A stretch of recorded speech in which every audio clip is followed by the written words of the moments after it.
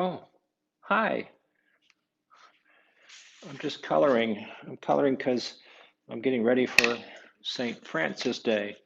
This is a copy of one of our bulletins for Sunday, and I decided I wanted to make it kind of pretty, so I'm coloring today. This is uh this is a lovely. This is actually kind of a classic view of St. Francis. I don't know if you know who St. Francis is, but they say that he loved birds. And there's a story told about him about a wolf. And this really looks like a dog. Wolves were bigger and scarier than dogs, but Francis made friends of all the animals. I do wonder who's not there.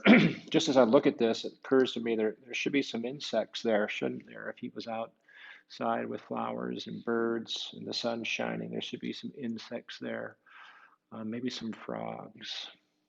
But anyhow, that's lovely. I hope you have a chance to do some coloring sometime too. Perhaps you can do a coloring job with St. Francis. If you don't know who he is, let me take a moment and tell you a story about St. Francis. It's actually a story that is based on this picture here, really. It's a story about St. Francis and the wolf.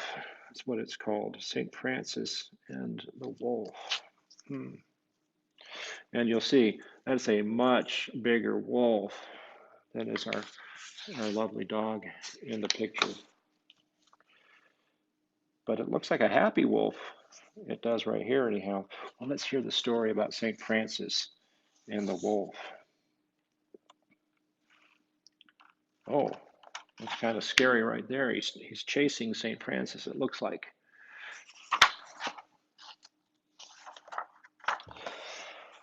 A long time ago in Italy, when knights battled and kings and queens lived in grand castles, and the rich grew richer, and the poor were as poor as ever, there lived a man named Francis. He himself had been rich once, but God came to him in a dream and told him to give away all his money. Wherever he went, Francis taught that every man, woman, and child should love all God's creatures that walk on the earth, fly in the sky, and swim in the sea. He could speak the language of animals, and through the miracle of his good works, he became a saint. So I want you to see that picture of St. Francis there. You can see there he is with an eagle, it looks like, and maybe some fox and cats and children, certainly, men and women and children, all gathered round. Because Francis loved to be with him. He preached to birds. That's one of the stories told about Francis. Anyhow, one day, St. Francis came to the rich and busy city of Gubio, only to find the streets empty and the buildings locked tight. Huh. A great wolf, fierce and terrible, had come into the land. The wolf ate sheep and goats, and when there were no more sheep and goats to eat, the wolf ate shepherds. The wolf ate chickens and cows, and when there were no more chickens and cows to eat, the wolf ate farmers. Ah, I guess I can see why the streets were all closed. There you go. That is a scary looking wolf for sure.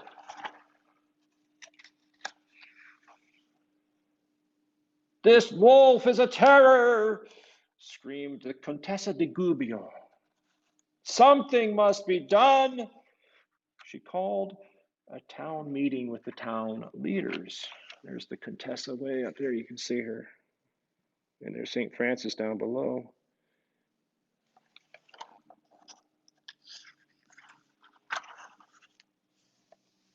Fear not, they said. We are sending our bravest knight with the best armor, the sharpest sword, and the strongest lance to kill the wolf. Do not kill him, said St. Francis. I will go and meet this wolf. Good friar, interrupted the Contessa, do you expect the wolf to sit down and listen to your sermon? Send the knight! Everyone shouted.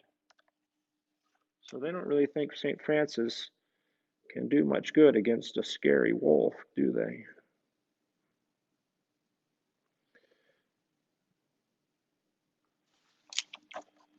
Well, there is that knight, isn't it? That knight is looking like he's ready to go for it, doesn't he? Send the knight, they said.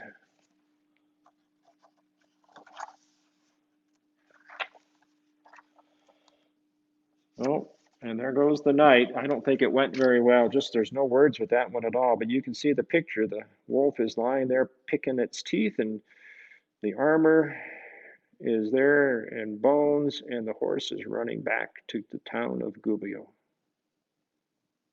Hmm.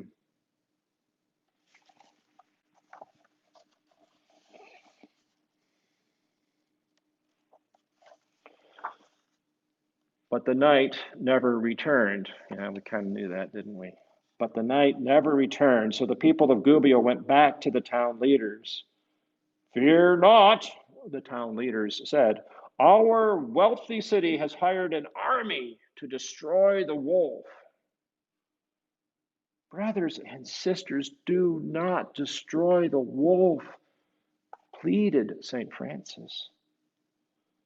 Good friar, said the Contessa, if we do not destroy the wolf, he will destroy us.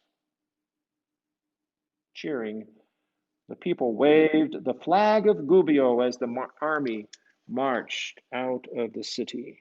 There you can see the army right there. And St. Francis pleading with the Contessa not to do this thing that she wants to do. And we got to trying to figure out how to hold it there. Here you go.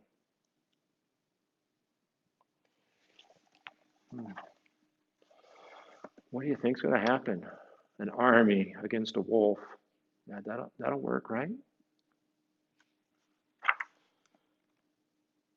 Uh-oh. I don't think it worked.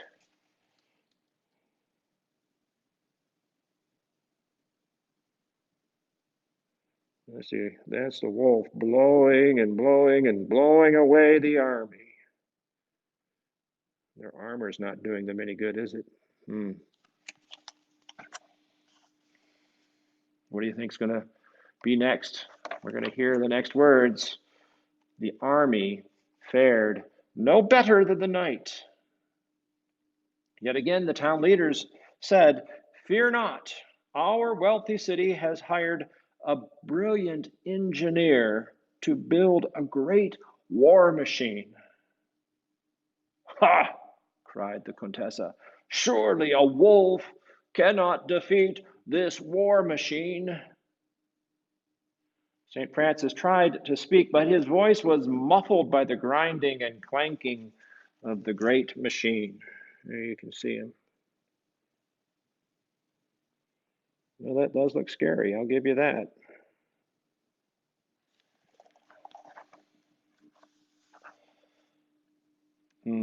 What do you think's going to happen? I think I have a pretty good idea. It's not going to work.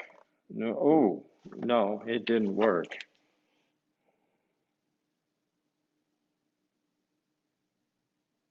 No, it didn't work at all. That is one angry looking wolf, isn't it?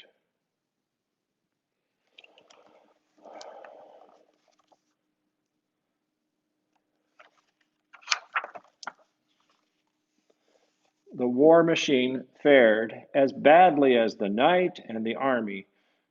The once rich Gubio was now poor. The war against the wolf sent the people to bed hungry. Everyone lived in fear. The Contessa brought the children into her castle to protect and feed them. Seeing the gentle way that St. Francis comforted them, she was sorry she had not listened to him all along. There you have St. Francis. There's the Contessa, of course, but there's all the children around St. Francis.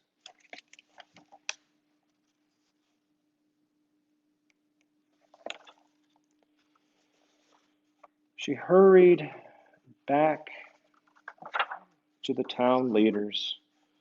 Finally, they agreed to ask St. Francis to meet the wolf. Excuse me. Well, that looks scarier than any of them, doesn't it? He's going out all by himself.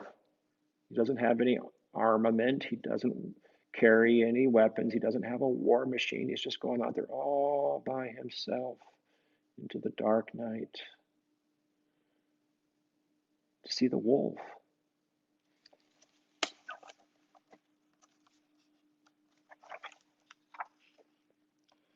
Come out, brother wolf, he called calmly in the wolf's own language. Do not harm me, brother wolf, for I love you as I love all God's creatures. I have come to make peace. Uh-oh.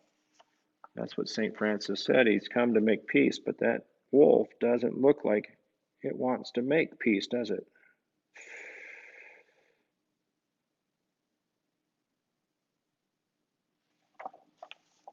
I have come to make peace. Okay, well. The fierce wolf who ate the night, scattered the army, and defeated the great war machine froze before this simple man who spoke of God's love in the language of wolves.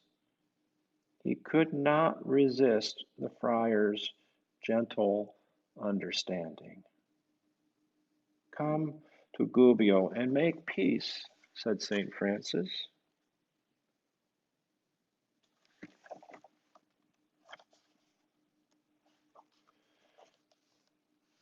Do you promise to harm no one ever again? Asked St. Francis. The wolf bowed his head. Brother Wolf, give me your paw. And the wolf gave his paw. At the sight of this miracle, the people were filled with great joy and wonder. Here you can see St. Francis and the wolf over here. And the wolf is giving St. Francis his paw.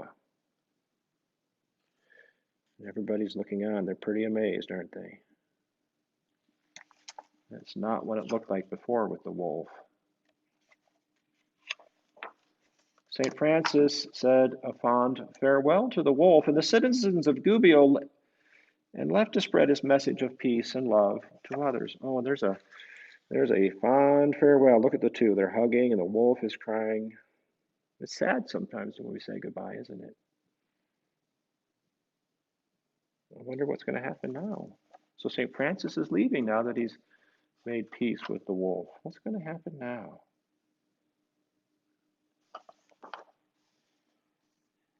From that day on, the wolf wandered peacefully about the city. He would go to a different house every day for his meals.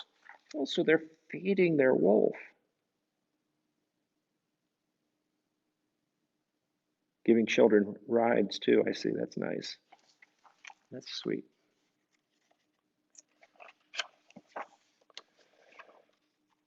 After many years, Brother Wolf died of old age. He was buried in the center of the town square. The people of Gubio missed St. Francis and the wolf. On the anniversary of the day that St. Francis had come to town, they erected a statue over the wolf's grave. In Gubio, St. Francis and the wolf would always be together, and the miraculous story of how the good friar tamed the wolf with love would live forever. So there we are. And again, you see we have St. Francis and the wolf, and we have birds. Birds because St. Francis loved all God's creatures, and men and women and children everywhere. So that's a story of St. Francis and the wolf. Thanks for sticking in and listening to a story. I've got some more coloring to do, so if you'll excuse me, I'm going to get back to it. I think I'll make this one orange.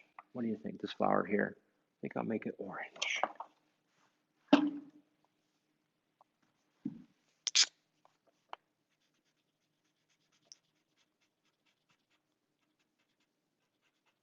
Yeah, I think that works out pretty nicely. St. Francis and the wolf and the birds and people everywhere.